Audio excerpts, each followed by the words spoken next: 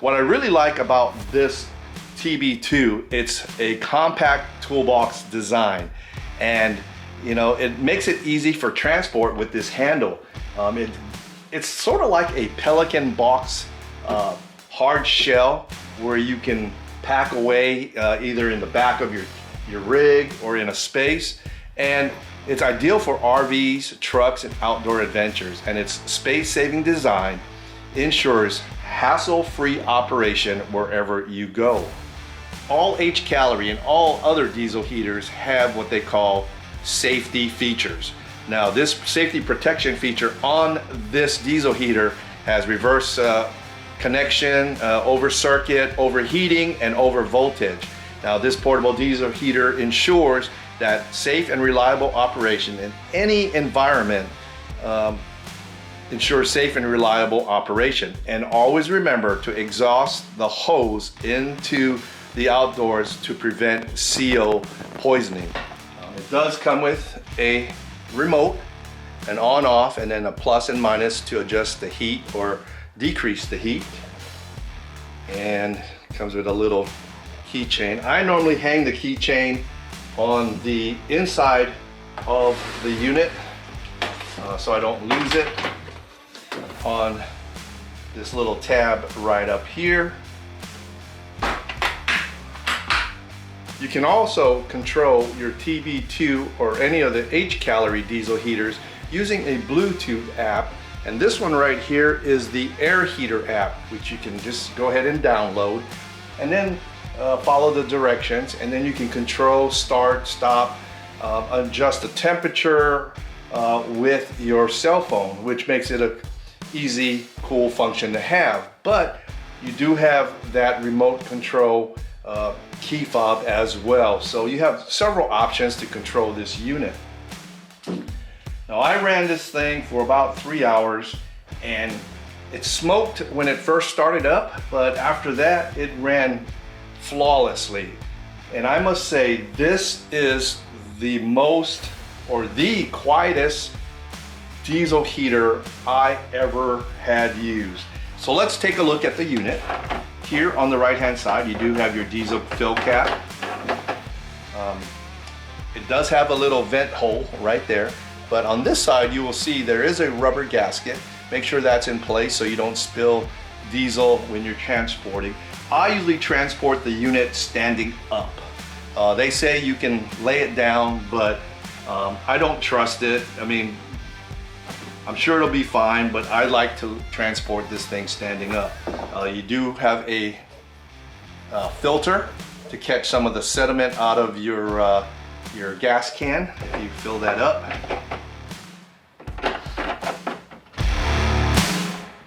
And then your nice handle that folds down.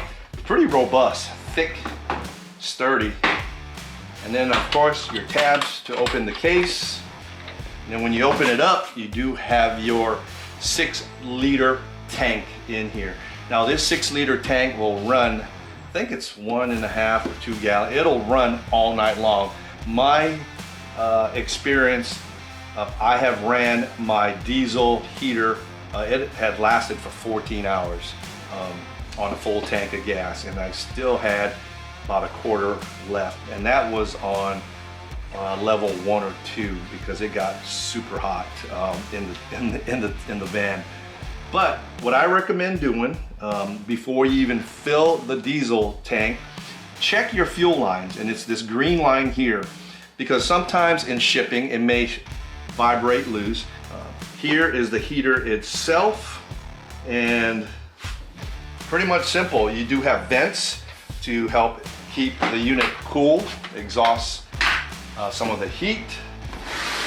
On this side, you do have another hose where it vents out some of the heat, but this right here is the exhaust hose. You'll hook up your metal hose here, and just be aware this thing gets super hot. It'll start discoloring, and it does have a muffler to go on that. I never used the muffler. It's not very loud at all. These units are pretty quiet, and I don't have a problem with it. You'll hear the fuel pump ticking, but once everything starts running efficiently, that ticking sound goes to a very minimal noise, so I don't really have a problem with the fuel pump. Of course, the back side, you do have more vents. And then on the other side, you do have your digital display controller. These controllers are, for the directions for it, are pretty iffy, but you can figure this out on your own. They do, believe they all come in Celsius. I had to figure out how to get to Fahrenheit, or I just used a table calculator and knew what my Celsius temperatures were. And then of course you have your return, and then here you have your inlet, and then it has a filter. Most of them have a filter. We'll look in the box, and then your 12-volt power source supply here, or your 110 for your power brick. Now what I did is most of the power stations, if you're going to use a power station and use the 12-volt supply, I would say almost all power stations on the 12-volt supply only come with a 10 amp power supply. And when you start these up, they take about 30 amps for the glow plugs. And many of the power stations will shut down. So just be aware of that. So what I did is I cut the 12-volt wire going to the cigarette plug, and I wired in some Anderson connectors, and I plug it in to the 30 amp side. And it only uses that for the glow plugs. Once the unit starts running and starts up, it'll throttle back down, and it'll run so efficiently you don't even need that 30 amp. But okay, first of all, this is your exhaust hose. And when I tell you when it got hot and everything, it is a metal hose where it is bendable, so you can adjust it the way you want, and it'll just screw right into this portion right here. Now this is the muffler that comes with the unit. I don't use, so this is the muffler that comes with the unit. Now I don't use the muffler just because I just heard some stories or some threads that, you know, it'll foul up and anything like that. So I just usually turn the muffler or the exhaust hose to the side. Now if you do decide to use the muffler, if you look right there, that is a drain hole. So be sure, if you are going to use it, be sure to make sure that drain hole is pointing down to allow any kind of condensation or anything to drain out of there. Because if you leave it up this way, it'll accumulate and fill up with, you know, condensation or water. So right there, that little drain hole. It does come with brackets and clamps in the bag, where if you want to mount it and all that other good stuff. But like I said, I don't use the muffler. I've never used the muffler on any other heaters and never had any problems with fouling it up. Then on this side, this is your intake hose, and it'll just go right on your intake connection. And then of course your filter that will go screw right on to it, and then you just clamp everything on. There is a bracket that will bolt or screw in right up there to hold up the I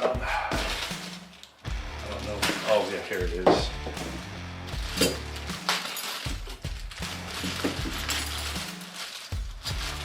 I recommend using this bracket, if I can get to it, in this child-proof bag.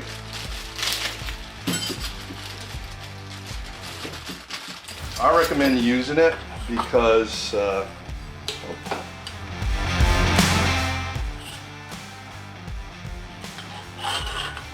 it'll be something like this to hold your filter and hose out of the way, and you can still get to your controller. But there is also a remote, So, and then it leaves it, you know, from it getting damaged or crushed as well. And they do have hose clamps for it as well. And then your screws to screw it in also comes in the bag.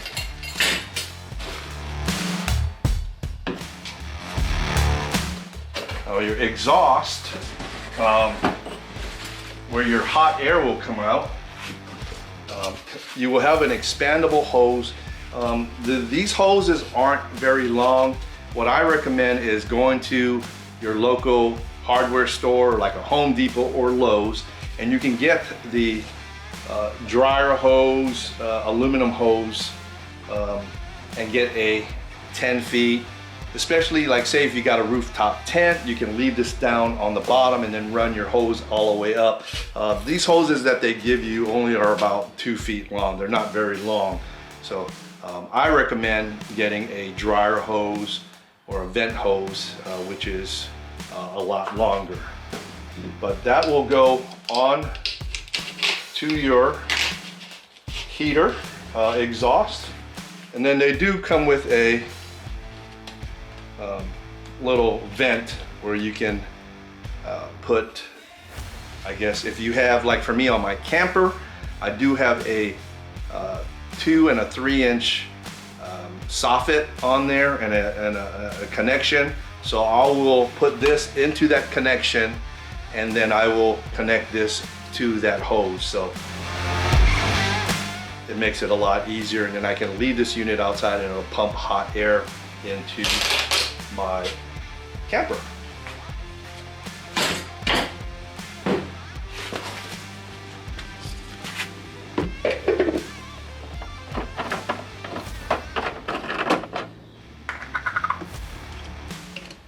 All right, gang, before anybody says anything about the red container, it is diesel. I just put it in a little red container because I'm not spending $20 extra for a yellow diesel container. So let's talk about how to power up this unit.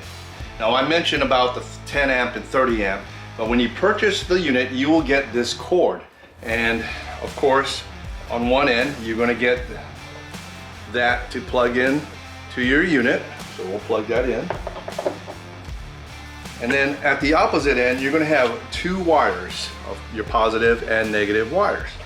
Now you can hook this up to a battery, a little 12 volt lithium 12 volt battery, or what I did, I don't have it here because I've had it hooked up to my charger, DC charger for my power stations, but this is what I'm talking about right here.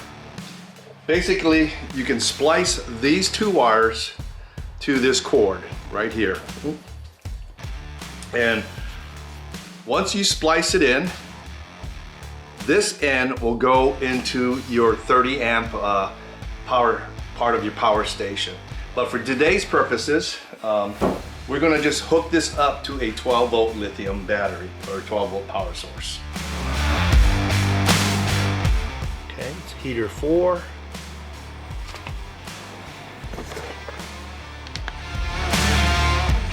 And it is running or starting to run. We're just waiting for the fuel pump to kick on. As you can see, just give it a few minutes. So you're going to get a little bit of smoke when it starts the system up. Once it burns off all the stuff in the system, it'll be nice and clean. But it's heating up right now, and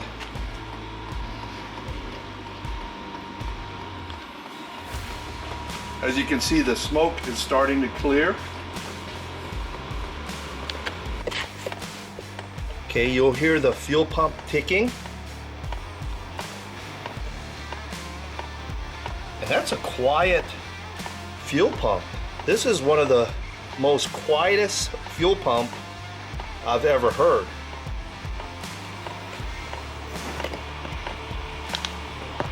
I gotta figure out how to keep that screen lit.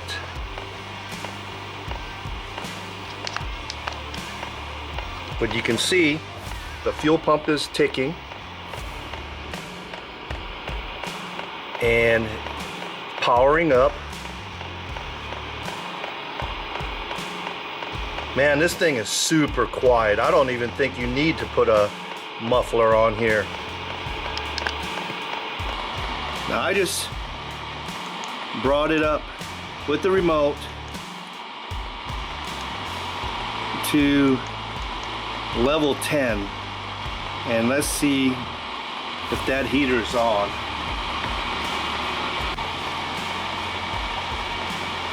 Okay, we are at 79 and it's getting hotter.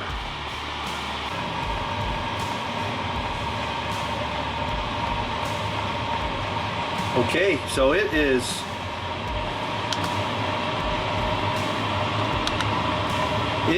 ramping up, full speed now, 97 degrees, and it is still quiet. That is at level 10, 100 degrees right now, 104. Woo!